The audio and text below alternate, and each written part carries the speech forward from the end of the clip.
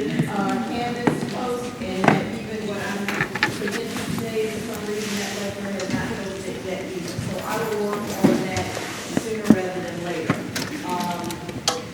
Based on what has just been going on in my life and some of the things on the news, it's just been a little bit unsettling. So I ask your patience to steer with me.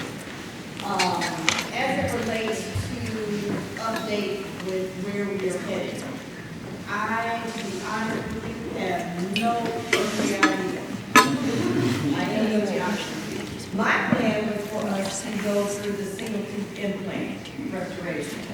Well, we're not going to be able to do that because some type of way the 100 preclinical implant kits did not safely make the transition down to our new facility.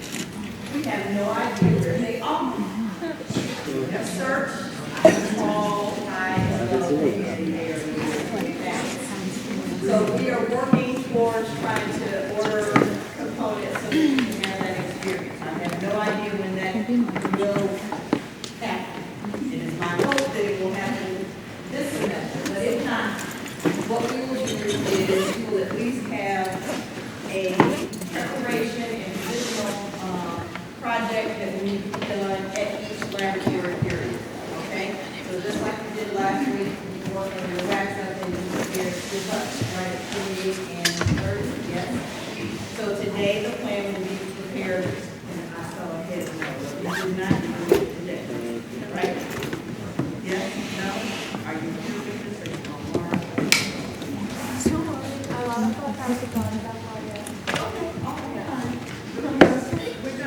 We're relaxing, right? It's okay. That's our goal. Your goal should be to try to complete 2 preparations, and eventually, within the next couple of weeks, we're going to begin to make provisions for these preparations. Okay? Today, your goal would be we'll continue to work on 28 and 30. If you've completed that, then you can be working towards 19, 21. Okay? So the goal would be that you will be here for lectures, you will be in lab, utilizing the advocates while they are here, at least up until 4 o'clock, or at least up until you are done.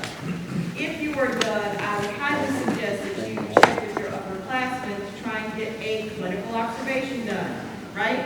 Just let me know I am done. I'm going over to the clinic to get my clinical observation done. I ask that you try and utilize the time the best way that you can. And as soon as we can figure out a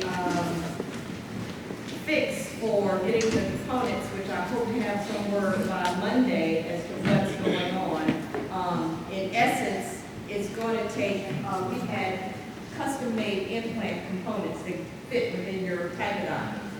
Being custom-made means that they take a long time to make it. So I doubt very seriously that that's going to happen, but we would have to have faculty to figure out a way to do it for you, because I don't want you tearing up my lovely custom-made Tigadyne that I paid for.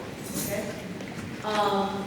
My other thought was that, hey, we could just switch the content from posting core and move that up. But I understand that your endodontic course has had a little bit of a hiccup. Yes?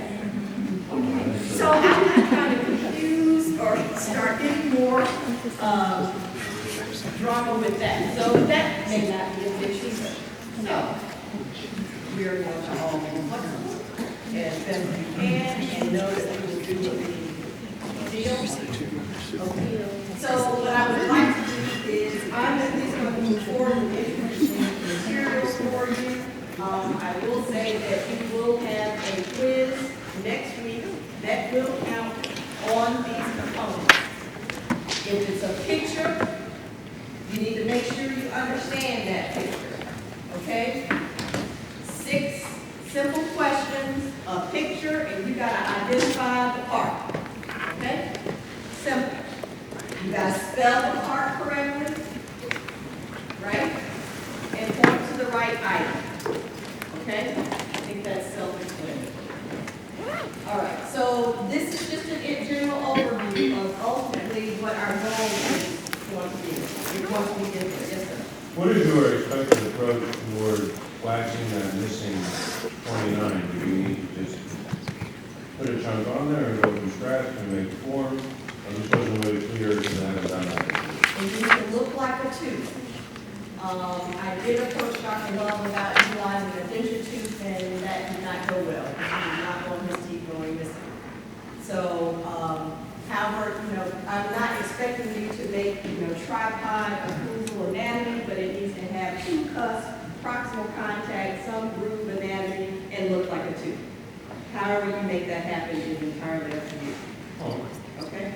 But I would not be wasting my impression material to make a mold just to stick a tooth on there. Nor would I be trying to duplicate the actual typodont tooth, because you're simulating that your patient has approached you without that tooth in place. So yes, you have to wax it some type of way.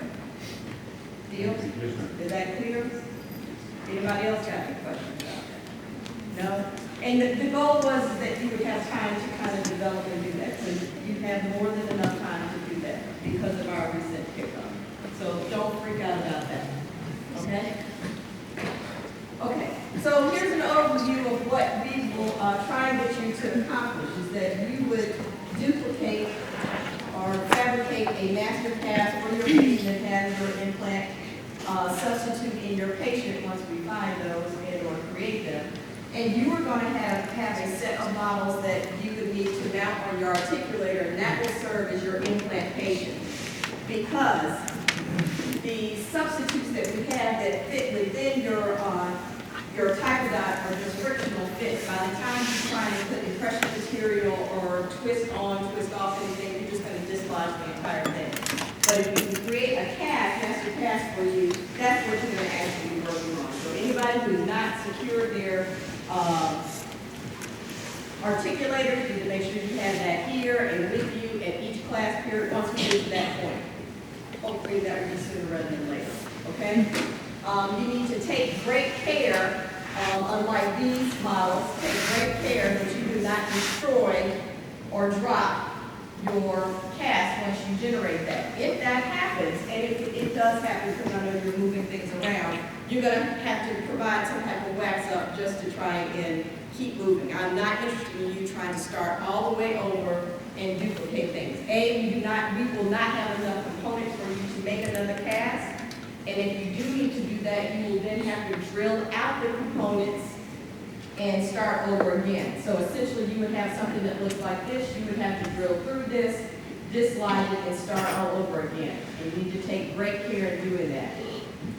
At the end of our project, you will need to do that anyway to return all of those components to me, okay? If you fail to do that, then that means you owe me lots of money. I don't want to tell you how much right now, because it's probably going to cost us more than what it typically has, but you will not get your grade until I get those components back, okay? And actually, when we get to that point, I will have you design so that you know, and I will have the cost figure for you, promise. All right? Just be careful. Please be careful. All right? I don't want to hear that it's gone to Saturday or you're all right? So this is kind of an overview of what we're going to do. You're simply going to make an impression, transfer the position of your implant in your patient to a cast, and we are then going to fabricate a provisional restoration on a provisional abutment that would look like this, that you will have to prepare. Okay? I see you. You will each be distributed a provisional abutment, plastic abutment, and you will each be distributed one screw. We will do one project, and then we will do those exact same procedures for competency. So it's nothing new. You practice on one, and then you'll have to do one. That's it. Are we going to have any software? You will have everything that you need to duplicate this, complete the project. And we will walk through how to do that, okay, once we get the parts so that we can move forward. But I just wanted to show you what it kind of looks like. Yes, sir. Are there times when it's more appropriate to compare the other two and make a fixed partial denture versus that implant, or is it just whatever the patient wants? So it just depends, treatment planning wise, what would be best for your patient, and again, what your patient wants. Typically speaking, our goal for treatment planning for this course is to replace that single tooth, and we can do that with a single tooth implant or simple partial denture. Basically, if the adjacent teeth or virgin teeth, you probably want to go with an implant if you have the bone, probably. But again, that is based upon what your patient desires. If those adjacent teeth to the edentulous space have significantly large restorations that are perhaps not serviceable, or you're trying to increase an aesthetic demand, if it's an anterior tooth, then you may want to go with fixed partial denture. Is there one that tends to last longer than the other, or does it really? So it's case dependent. Case dependent. Okay? There are a lot of other factors that are involved. You have to look at the amount of bone, how many of the bone, patient's bone hygiene, their health, age, medications, things of that nature. But on average, if the patient keeps up with a recall and hygiene, you have about a similar prognosis. Prognosis is good, okay, or favorable. Now, if you have, say, someone that's diabetic, that is not healthy and not taking care of themselves, that's when you start to think about, no, I'm not going to do an advanced surgical procedure on someone who I know is slow to heal. Okay? Or a patient who has osteoporosis and may have poor quality bone. I'm not going to think about doing something like that, because what you do have to think about is if an implant fails and you have to remove that implant, you're typically removing tons of soft tissue, tons of bone that you could be utilizing for fixed partial denture. So you don't want to shoot yourself in the foot early on. Okay? But in any case, even if you do consider treatment planning and you're constructing as an implant, you always need to have a backup plan. What if that implant fails? Okay? What's the alternative? Is it going to be a fixed solution, or is it going to be a removable solution? And 9 times out of 10, if the implant fails, it's going to be a removable solution. Depending on how much soft tissue, how much bone is lost. Okay? All right, so what I'd like to do is just kind of go over pieces and parts. If I can figure out how to get to the right. Okay. Pieces and parts. And this is, just kind of like nuts and bolts. What I'm going to review is a particular system, Nobel BioCare system. That is your first system that we introduced to you in the pre-clinic. That is one of two or three. We have 3 systems that we utilize in the School of Dental Medicine. Essentially, for all implant systems, the components may have different shapes and dimensions, but the general principles remain the same. Okay, so that's why we kind of start with the Nobel system. It's pretty user-friendly, color-coded, and easy for students and most practitioners to keep up with. Okay? So here, basically what I'm showing is what we call an implant fixture. You can see and appreciate that there are different designs, different shapes, different coatings perhaps, different platform designs, but this would be called, all of these would be called the actual implant or fixture, preferably implant. When we talk about treatment planning for the single edentulous space, we want to first think about osseointegration. If you're going to place an implant, you have to think about, well, what is that exactly? How is this implant fixture being maintained? So we think about osseointegration, and there we have a definition of what it is. You need to make sure that you clearly understand what that is. It is very different from what the natural dentition looks like, because the difference between that and an implant would be what? If we just think about it. Looking at this definition, what do you think the difference is between an implant that is osseointegrated and a natural tooth? No periodontal ligament apparatus. There you go. So it's a direct connection. The natural abutment has a shock absorber. Right? So that's a good thing. We know that the implant is connected directly. That also needs to be something that is a red flag when you think about the amount of force that you're going to place or direct along this implant. We don't have a shock absorber. So we cannot have the same type of occlusal loads on an implant. Okay? You can't do that. Or you should not do that. I won't say that you can't. We've done it all the time, but you should not do this. Okay, so this is the Nobel Replace Tapered Groovy implant. That picture is a picture of an implant. You have micro grooves all along the surface, and they are incorporated into the implant threads to increase our likelihood and chance of successful osseointegration. Now, most companies have some type of manufacturer, name that they say is the best for their integration. So as long as it's a direct connection, it's going to work. All right? So the picture to the left, again, once you see that picture, that is an implant picture. It is a roughened surface, right, to increase the likelihood of those cells that want to attract and connect and build bone around them. It is phosphate enriched, and it will also absorb proteins and aid in the bone growth. Now, not to get into the whole surgical procedure, because that is not my area at all. On the white portion up above, basically speaking, as the surgeon exposes the area and prepares the surgical site, it is important that this is done as atraumatically as possible, because you don't want to burn up the bones so that you can increase your chances of having appropriate osseointegration. Okay? If you overheat the bone, then you decrease your chances of those blood cells, proteins, all of those things that want to form a sufficient layer of direct connection. All right? So you can see here, the picture to your left is an actual surface of an implant. And the one to the right is what those bone cells look like once they have integrated. Okay? And what we're trying to increase is that direct connection, so that it is a firm connection, not something that's bouncing around, moving around, and we want to work a lot if anyone remembers that.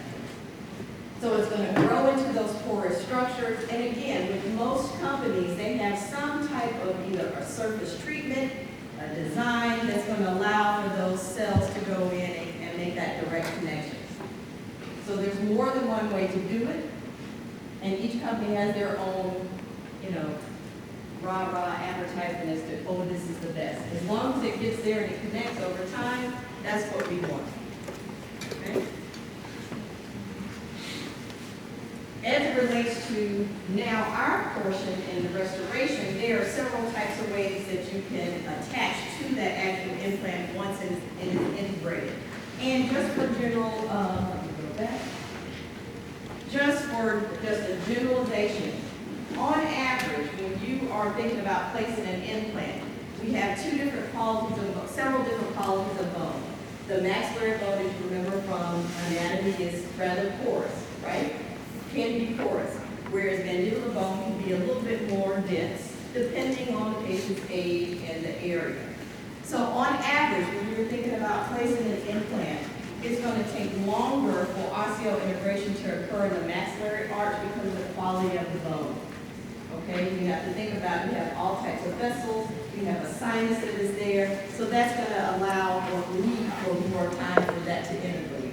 That can take anywhere upwards of 4, 6 to 9 months and or longer. For the mandibular arch, we can typically get away with somewhere between 3 and 6 months for osseointegration. Again, it depends on the type of bone that you begin with your patient, your patient's health, and the area that you're placing the implant. Okay? So just a general idea there, so you're not completely lost, and I'm not going to get into the whole surgical technique of all of the placing the implant. Now, for our purposes for the Nobel system, there are several different types of connections. What we will be working on is the internal trilobe connection. It is trilobe because you can see the 3 points of a triangle, yes? There are 4 types, and you need to make sure that you understand the initials to the left: narrow platform, a regular platform, wide platform, or a 6mm platform. These are all color coded. No, I'm not going to ask you to know what the color codes are at this point. This is not worth our time. We will be working with a regular platform, because that's what this denotes. And typically, once you're looking at the head of the implant, you can see the appropriate color on that platform. So it's easier to see on this typodont versus on a patient, because you have tissue that is moving. All right? So your implant in your simulated patient would have a yellow platform, which means it'd be regular platform. All right? So you at least need to know that that's what your patient is going to have. This internal tri-lobe provides us with a frictional fit so that we know where it's oriented, and we know that the abutment type that we're going to utilize or the connection for our crown or restoration is sufficient. Just for information, but again, I'm not going to ask you to memorize these numbers, because it's just not, that's not information you need to know, but just for your information. You have, this is an area, the narrow platform is very tiny, 3.5 millimeters, and can be used for limited interdental space, okay? But even with limited space, sometimes that's way too big. So then you have to get into custom areas. So you can utilize this in a narrow crest area, mandibular anterior regions, or something like that. Again, as I mentioned to you, because we have the implant that is directly connected to the bone, if we have a small space, you have to be very, very concerned about the type of force that you're going to generate on that restoration. Okay? So we cannot load this the same as we would a natural tooth. You have to be very, very careful. The regular platform, which is something that you should know everything about, has a 4.3 interface.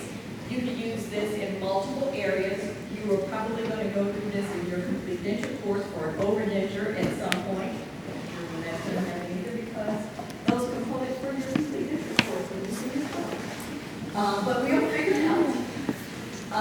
It's a standard implant interface, and again, you can use this just about anywhere. Then we have options of if you have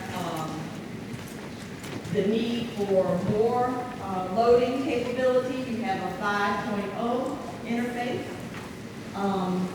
Typically in molar size crowns, or where you know that the patient's going to be generating lots of force, and or if you need something that's going to be a little bit wider and the quality of your patient's bone is a little bit lower. So it's not ideal, right?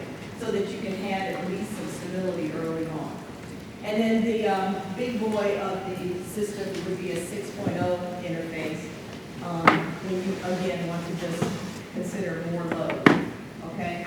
And if you can't go, typically, if looking at the quality of your bone, if you're not able to go longer, sometimes you can gain stability by going wider.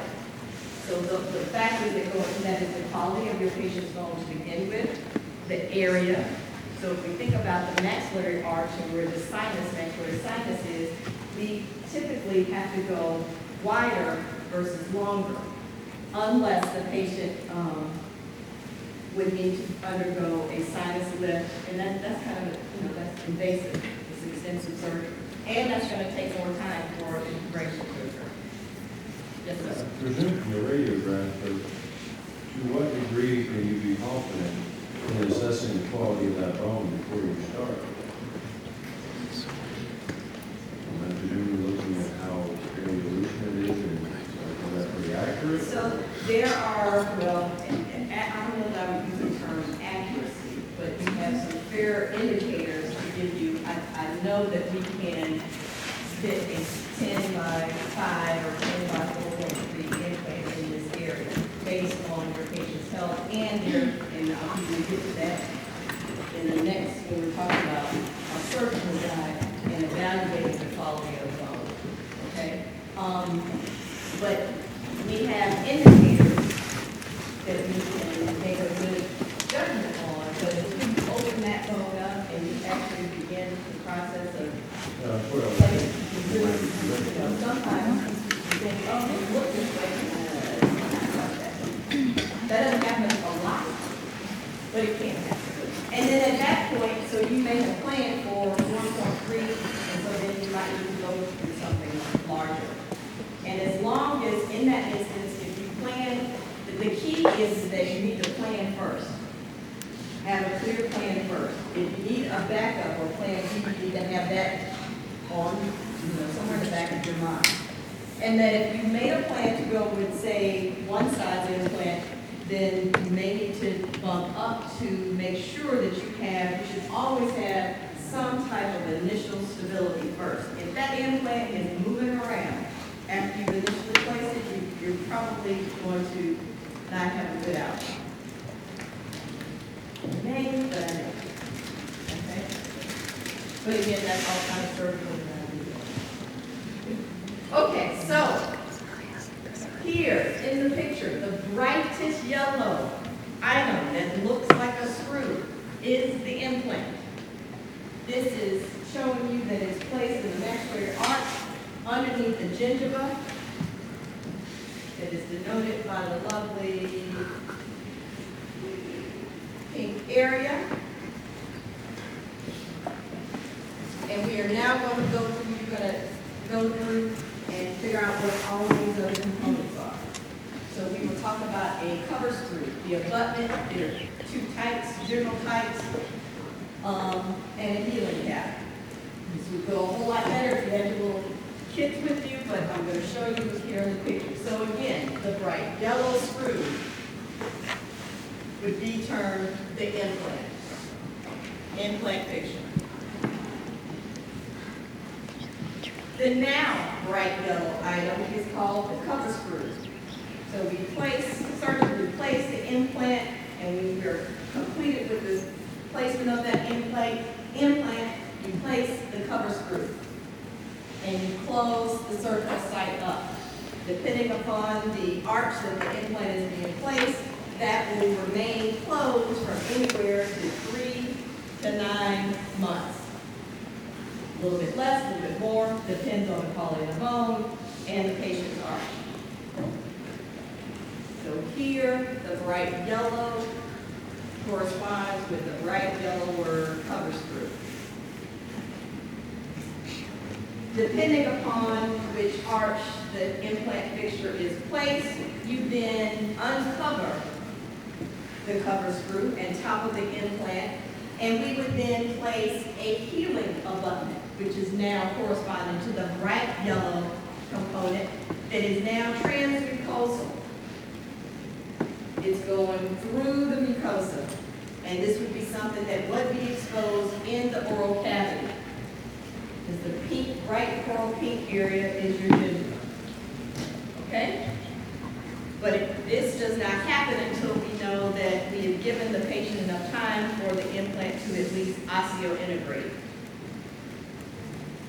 Now, there are two types of abutments. Typically speaking, we uncover the fixture or implant and place a healing abutment to allow the gingiva to reach some type of healing before we begin to restore prosthetically, either a crown or a denture. That can take anywhere upwards of 3 to 6 weeks, okay? Depending on your patient and the area and patient's health.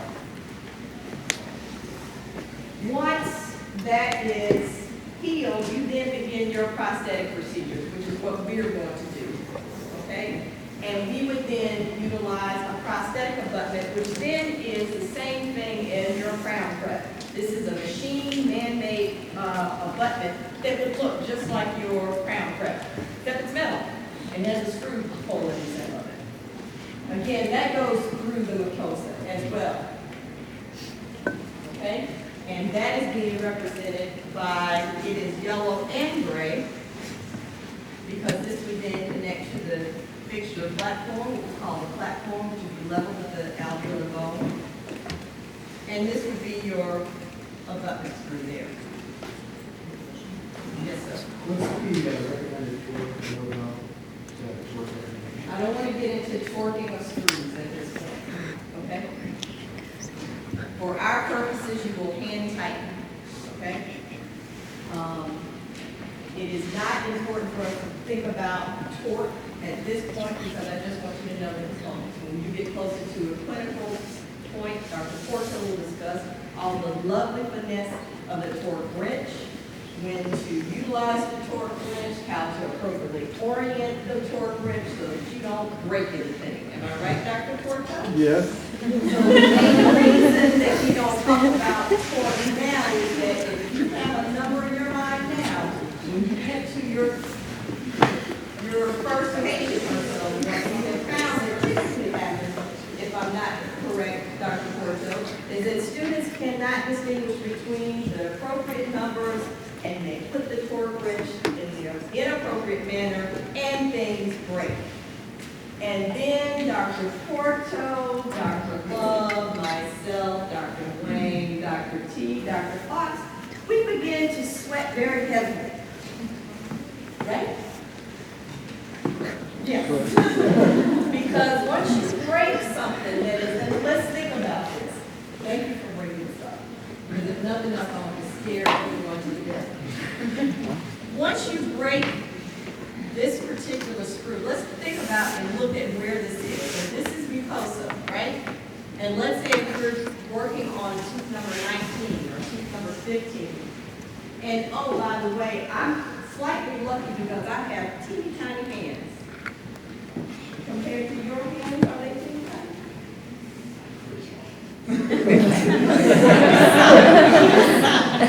You got a solid, you're right. Yes,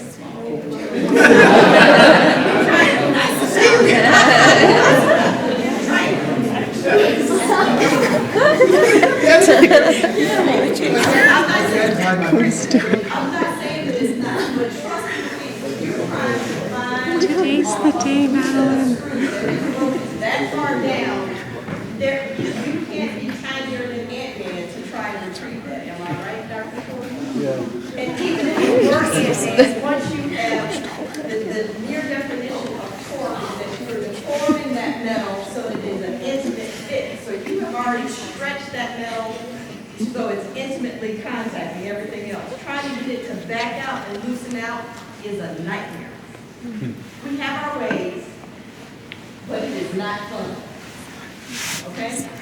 And once you have lived through that experience, you don't ever want that to happen again. Yes. Are we going to discuss that? Not you. Not if. Dr. Ford, that's Dr. Ford. We'll have enough time, Jake. You have plenty of time. And the goal being that you not have to worry about that. Okay? And so our goal here is to introduce you into the basic parts. That's all I need to know. Basic parts. And for our purposes, you are going to hand tighten, I mean pretty loosely at that, because we have had students to break screws here. Once you do that, it's kind of a done deal. Okay?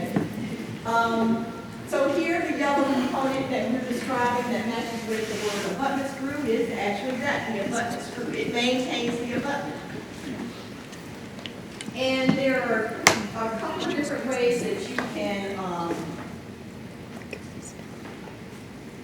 decide to treat your patient. You can either let the patient heal with the healing abutment, let the soft tissue heal, or you could place a protective cap over your abutment once you've made that selection.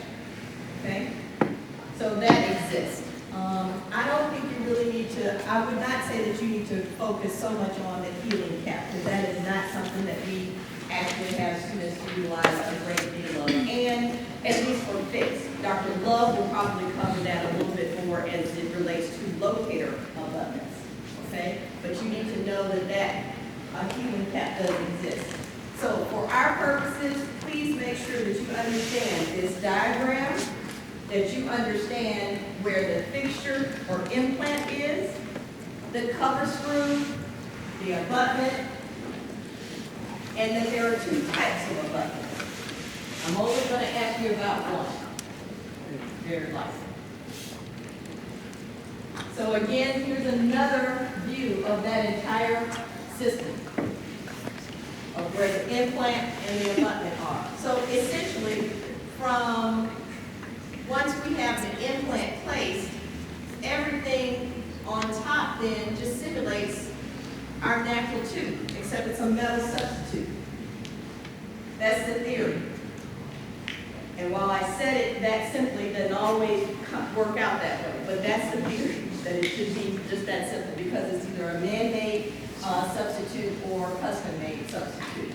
So you can appreciate that there are two different styles of implants. They're denoted by the white, and that there are two different types of abutments. Okay? And in this instance, the dotted lines, just a minute, the dotted lines are letting you know that that's a screw-retained abutment or a screw-retained restoration versus on the left-hand side, you can see the golden yellow area that is depicting a cement-retained abutment. So again, at that point that you selected an abutment, it's just like you prepared a natural abutment. You just put your crown on. In this instance, the crown could either be cement retained or it could be screw retained. Just depends on, and I don't want to get into a lot of detail on that. That is a factor dependent upon your intraocclusal space. Yeah, I think somebody else did over here. Okay. It's just the implant design.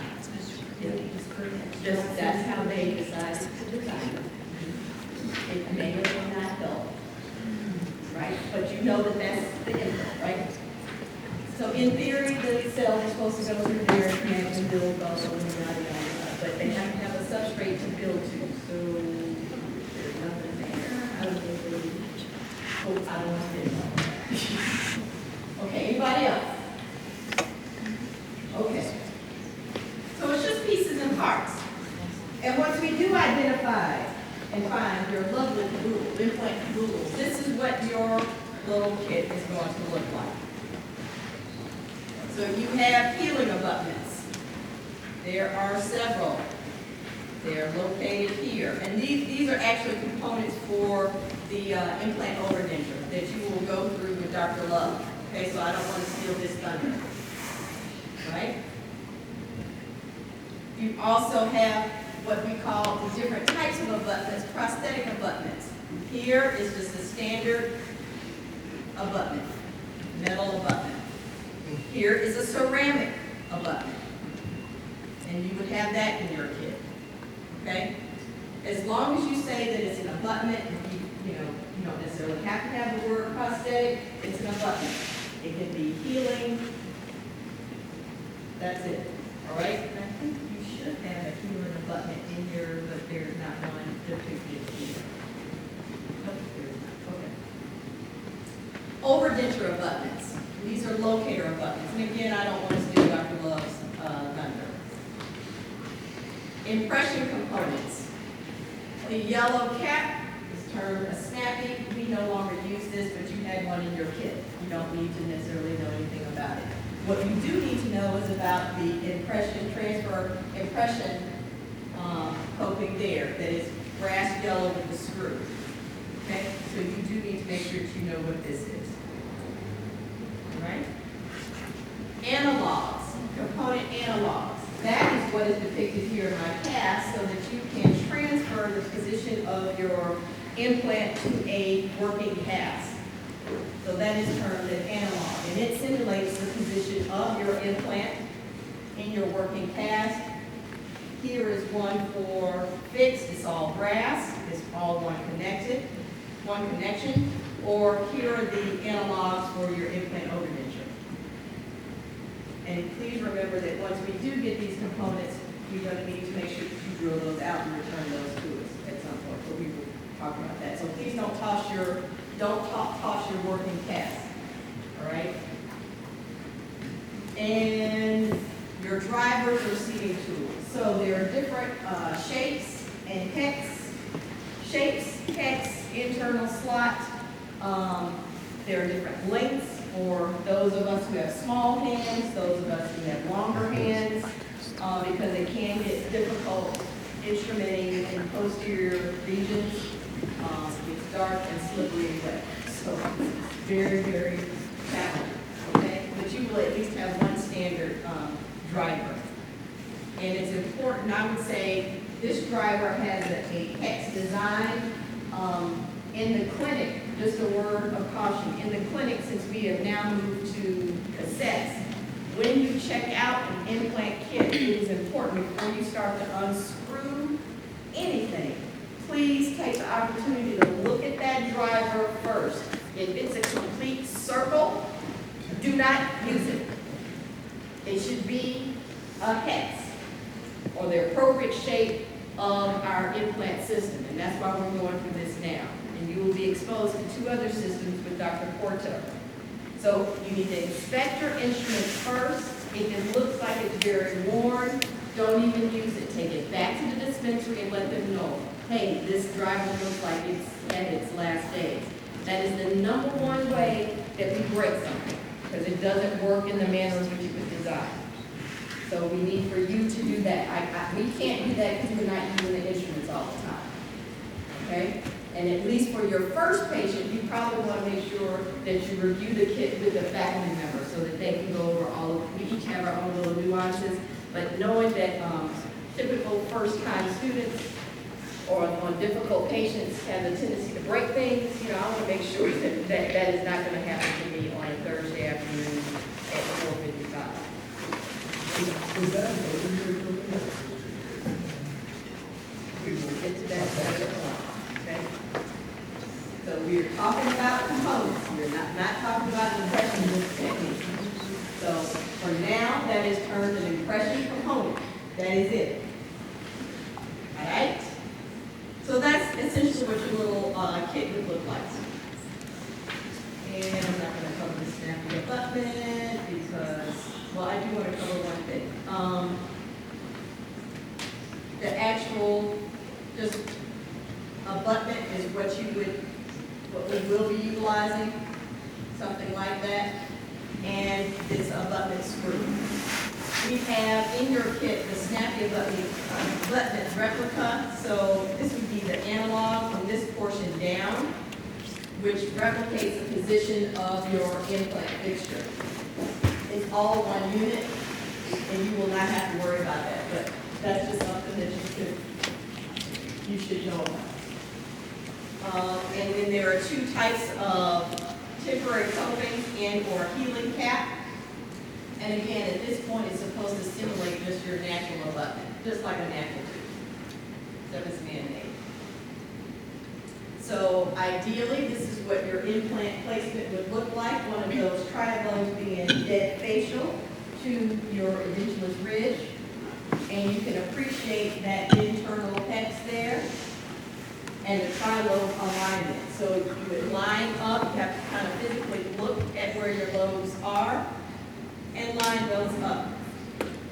You're then going to introduce your driver and tighten that screw. It is important, though, that when you're tightening the abutment, that you seat the abutment fully, and then you begin to tighten the screw. You don't start tightening the screw. In real life, what's going to happen is that here is a plastic patient.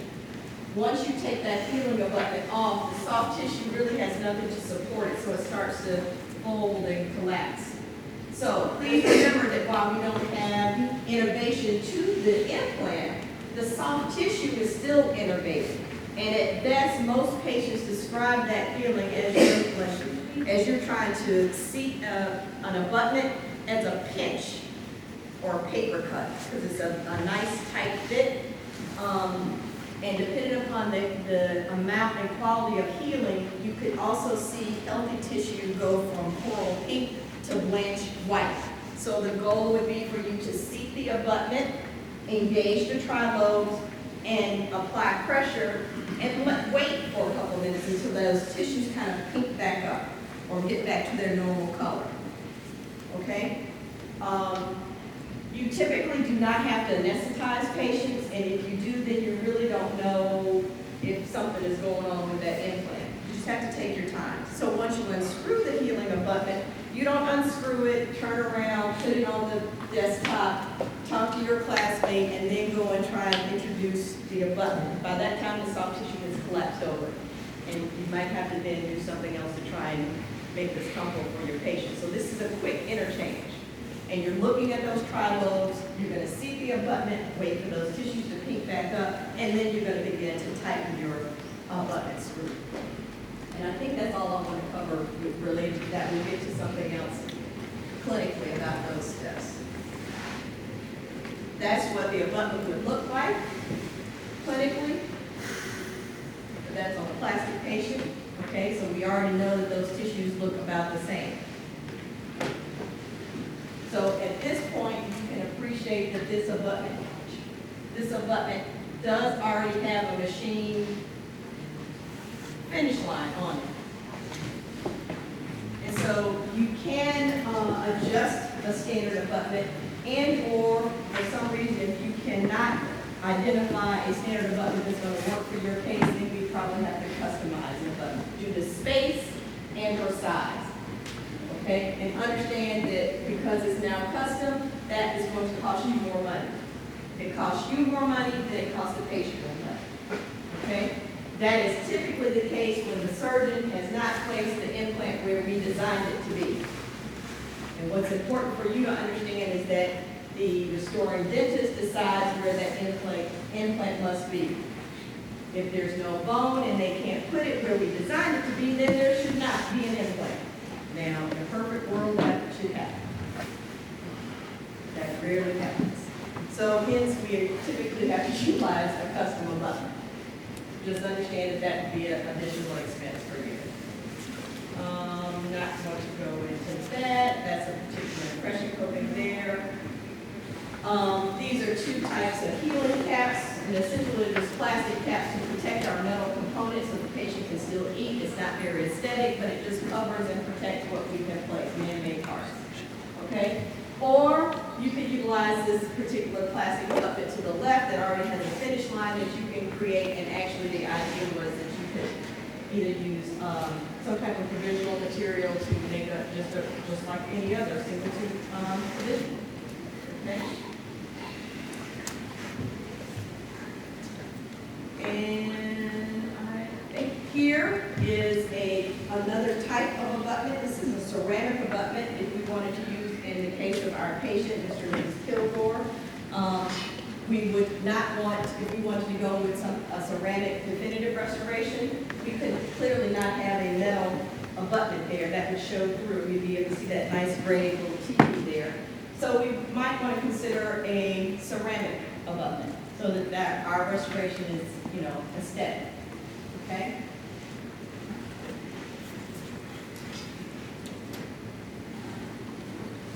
Or we could have a custom-made system, which we utilize in Procel. And that's all computer generated, custom computer generated, and is unique to your patient, which is kind of fun. So this is a custom abutment. They utilize a plastic component, which is similar to what you're going to use for your provisional restoration. It is waxed up and then it is fabricated. And that's what that looks like. So it's very aesthetic. Very aesthetic. And you can appreciate and see that that's seated again. So this is all implant. It is nicely integrated. There's no space. It's directly connected to the bone. We know that our abutment is seated because it's nice and flush with our platform of our implant. Our screw is fully engaged and seated because it's all the way down into the intimate contact. No space.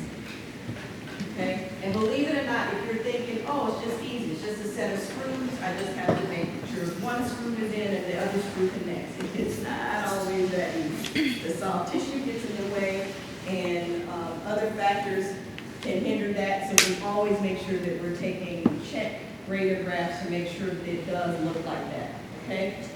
Because what you don't want, if it's not seated all the way, then that's where we have problems that can be generated. You don't want that. And so there's your crown, and that looks beautiful, right? Like and beautiful.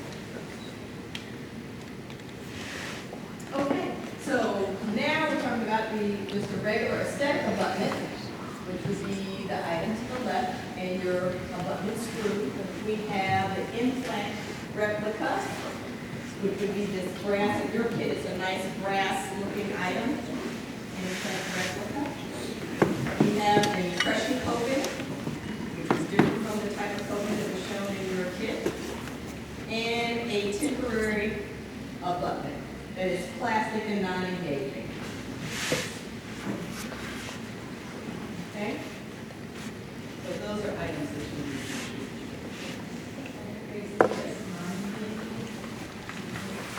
And that, it does say engaging, but you will work with none. So in this instance, it is engaging because you can see we have the little lobes here that would correspond with the trilobe. Okay? Oh, yes. Yep. But if I said, that's the word I want. Okay, I'm not gonna go into too much of that. I think I beat this to the first about aesthetic abutment. Recognize what that picture is. I don't want to go into too much there. This is just showing how you see this again. While this is showing that the abutment screw is going right to that picture, remember I suggested to you that you see this abutment first and then make sure that the soft tissue does not get pinched and does not get in the way, and then you begin to engage the abutment screw. This goes a whole lot better typically when you go through and you can play with the cards. We will get back to that, I just want you to know what you can see. This is showing you an impression coping. Notice that it was different than the other impression coping that was in the caboodle, but it is still an impression coping. It's going to capture the relative position of our implant intraorally and provide us with a working impression for our patients so that we can then generate our definitive restoration or provisional restoration. Just an overview, this is what you'll be contending with Dr. Love. I'm not going to steal his thunder, because I know that he likes to do things on purpose. And these are different shapes and types of impression copings. For our purposes, you need to only focus on this one to your far right, because that's the only one that you have. Okay? Make sure you understand that that is an impression coping. And just as a review, what is it? It says it there. It's the implant, right? All right. For our working purposes, we're going to then utilize a replica, implant replica. You will have that in your working cast. So that you have a patient with a implant and working cast. Got it? You will have an abutment. This is also an abutment. It's actually an abutment replica complex that you actually have in your kit, and you will not worry about that. You just need to focus on the implant, the replica, and the abutment. There are different types of drivers with different types of configurations. It is based on the type of system that you are utilizing. The Nobel system utilizes a hex driver, which is indicated by the bottom picture here. And as I said, as you can see, that it is with those nice little grooves there, it is denoting that it should be nicely grooved. It should not be a smooth circle. Okay? Or if you're using something that has a slot, it should not be a worn, rounded slot. It should be a nice, square, triangular slot. So always make sure that you investigate and look at your components before you start to use it. That is the number one reason why things break. Because it's overworn and overused, particularly in a system where we're blending instruments in and out. This is a torque wrench. It has a number there that I do not want you to worry about at this time. But the purpose of the wrench is to deform the abutment stretch and to form the abutment screws so that we have an intimate fitting. Okay? But we will go through that and some other thing. And that is it.